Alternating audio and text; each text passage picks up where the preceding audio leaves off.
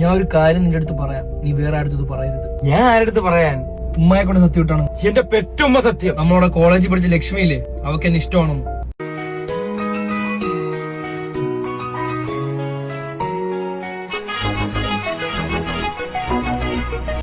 ഏത് ലക്ഷ്മി? നമ്മളെ ക്ലാസ്സിൽ ഒരു ലക്ഷ്മിയല്ലേ ഉള്ളൂ. എന്താ ഈ പറയുന്നേ? അടാ എനിക്ക് finally she got me to a girlfriend. Commit ആയി. എന്റെ പൊന്നുമുത്ത, ഞാനോള് റിലേഷനിലായിരുന്നടാ. വാട്ട്? യെസ്, ഞാനോളും തമ്മിൽ സീക്രട്ട് റിലേഷൻഷിപ്പിലായിരുന്നടാ. മറ്റേ ലക്ഷ്മിയുടെ ആരുടെ മിണ്ടാതെ ഇങ്ങനെ പാവക്കുട്ടി കണക്ക് സൈഡിൽ ഇരിക്കുന്ന അവളാണ്ടറാ. മുതുകത്ത് 2 മറുകുള്ള ലക്ഷ്മി. എടാ ഞാൻ മറുകൊന്നും കണ്ടിട്ടില്ലടാ.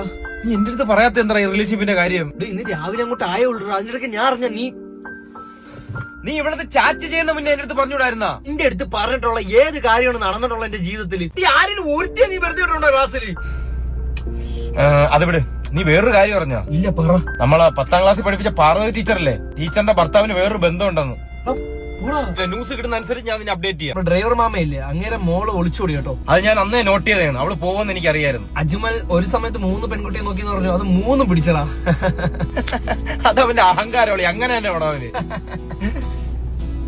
വേറൊരു ന്യൂസ് കിട്ടി കേട്ടോ. എന്റെ ഓഫീസിൽ റാം എന്ന് പറയുന്നവനും ദേവിക എന്ന് പറയുന്ന പെണ്ണും തമ്മിൽ ഇൻസ്റ്റാ ചാറ്റ് ലീക്കായി. അത് വേണോ വായിച്ചേരട്ടാ? ഇൻട്രസ്റ്റിംഗ് വാട്സ്ആപ്പ് ചെയ്. വേറെ എന്തെങ്കിലും ന്യൂസ് കിട്ടിയാടാ? എന്തേലും ഒരുപാട് നാളെ എന്തേലും അറിഞ്ഞിട്ട് ചെവി തരിക്കുന്നു.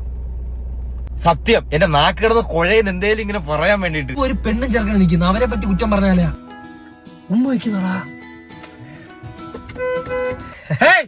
എന്താടാ നമ്മളില്ലേ ഒരുമാതിരി അവര് സ്നേഹിക്കട്ടാ. കേക്കുന്നതിനൊക്കെ ഒരു അതിരുണ്ട് കേട്ടാ. ഇങ്ങനെ നുണ പറയാതെ നീക്ക.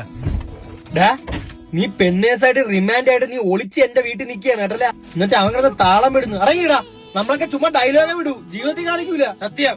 അയ്യോ, ഞാൻ ചുമ്മാ പറഞ്ഞ. നിങ്ങൾ പരിപാടി എടുക്കട്ടെ.